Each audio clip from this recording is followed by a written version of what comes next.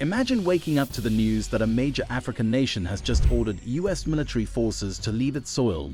Not just any nation, but Ghana, a country with deep historical ties to both the West and the Pan-African movement.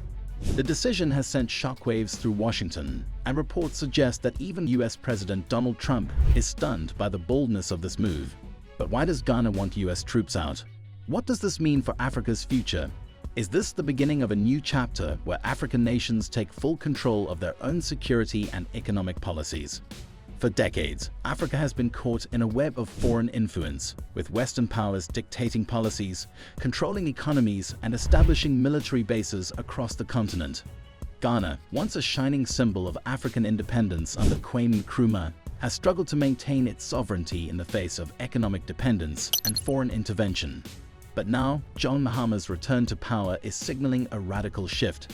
His latest move, demanding the withdrawal of US troops, marks a significant break from the long-standing tradition of African nations being subservient to Western interests.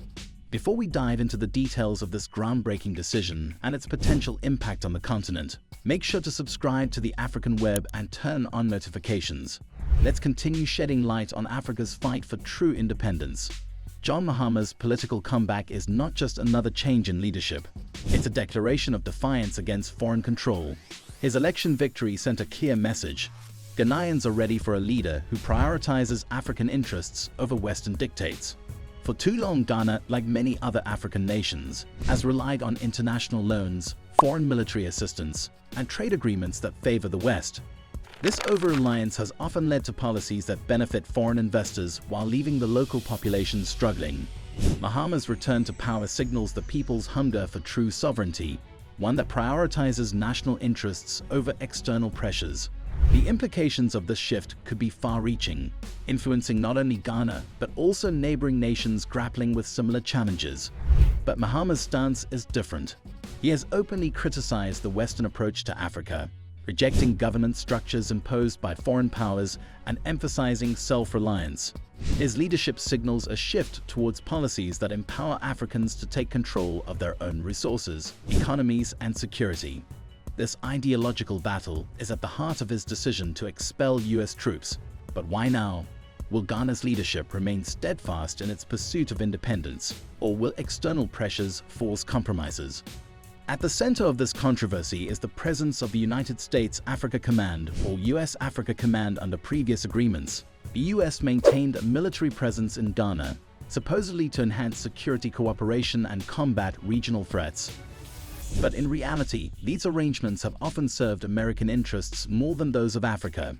The continued presence of foreign troops has been a contentious issue, with many questioning whether these bases truly contribute to regional stability or merely serve as a tool for foreign control. African leaders have frequently raised concerns about their nations being used as pawns in larger geopolitical conflicts. Could this move inspire similar demands from other African nations seeking to dismantle foreign military strongholds? African nations have long been used as strategic outposts for Western powers. Military bases allow foreign governments to exert influence over local policies while positioning themselves advantageously in global security matters. For years, these bases have operated under the guise of protecting Africa from terrorism and instability.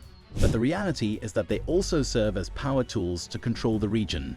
The dominance of foreign forces has often stifled Africa's ability to develop its own security mechanisms, leaving the continent dependent on external assistance.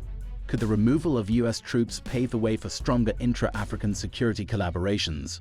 John Mahama's decision to terminate this arrangement is a game-changer. By demanding the withdrawal of US troops, he is rejecting a long-standing tradition of African nations playing host to foreign military powers.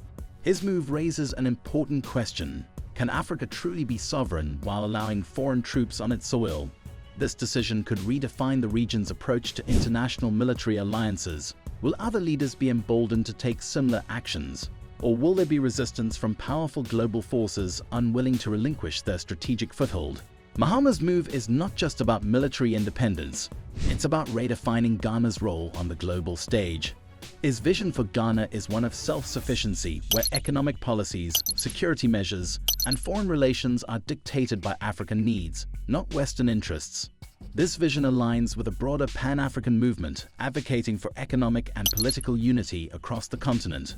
Could Ghana become a model for other nations seeking to break free from foreign influence?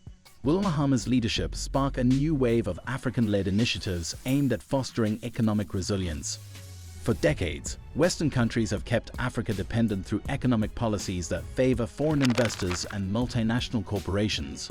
Loans from the IMF and World Bank come with strings attached, forcing African nations to adopt policies that often undermine their economic stability. Foreign military presence, under pretense of protection, ensures that Western nations maintain strategic control over African territories.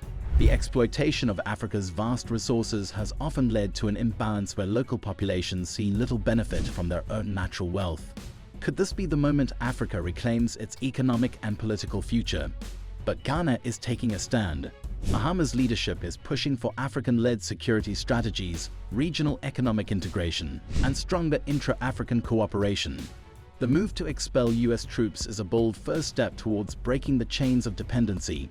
However, such actions do not come without consequences. How will the West respond? Will Ghana face economic sanctions, political isolation, or even covert attempts to undermine Mahama's government? Could this be the first of many steps toward full African autonomy, or will external pressures force Ghana to reconsider its stance? Ghana's stance could trigger a domino effect across the continent. Other African nations watching closely might be inspired to reevaluate their relationships with foreign military forces. If Ghana can demand US troops to leave, why can't Nigeria, Kenya, or South Africa do the same? Could this be the beginning of a broader movement towards true African sovereignty? However, history has shown that whenever African leaders challenge Western dominance, they face swift retaliation. Economic sanctions, political destabilization, and even regime changes have been common tactics used to suppress African autonomy. Will Mahama be able to withstand the pressure? More importantly, will other African nations rally behind Ghana's bold move, or will they succumb to external pressure? One thing is certain: Africa is at a crossroads. The decisions made today will shape the continent's future for generations to come. Ghana's call for US military withdrawal is more than just a policy change. It is a statement of African resilience and self-determination. What do you think? Will Ghana's bold stand inspire other African nations to reclaim their sovereignty? Or will Western powers find ways to maintain their grip on the continent? Share your thoughts in the comments below. And don't forget to like, subscribe, and turn on notifications for more deep dives into Africa's fight for true independence, only on the African web.